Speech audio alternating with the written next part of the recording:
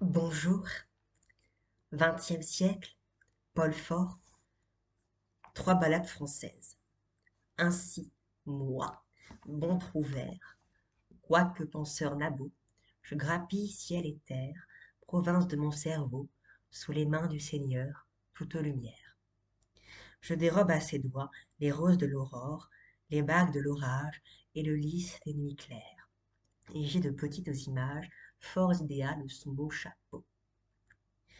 Chipé menu mais sûr, doux Louis XI, ô rare que Dieu, bon politique, ô rare entre les louis, t'ait en sa bénie garde et que, comme jadis, ton lévrier chéri, sous tes grègues, tu jugeais de douceur, et en bonne chaleur, tu sois, sous ces poulaines d'or au paradis, saint petit roi couchot, son plus beau chaud conseilleur.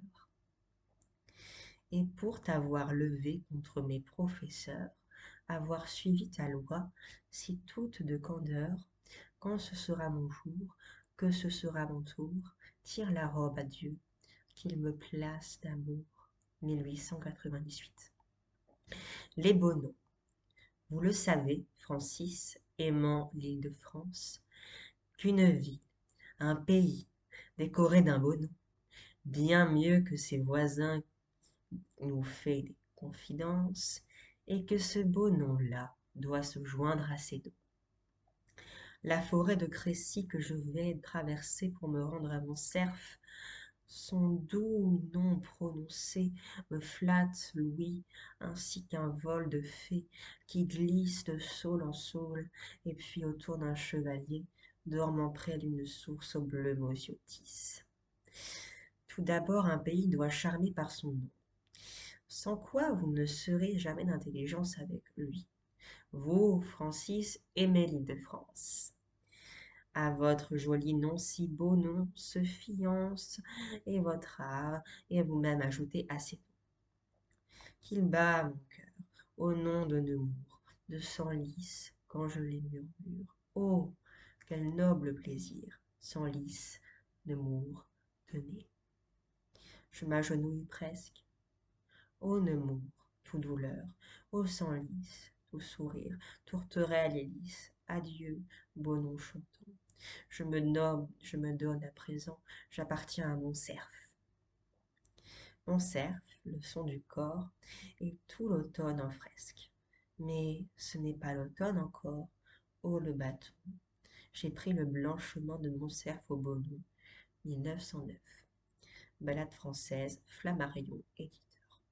Saint-Paul-Roux, 1861-1940. La vie du Marseillais Paul Roux, devenu pour ses contemporains Saint Paul Roux le Magnifique, et, non sans attitude, celle d'un des derniers poètes mages.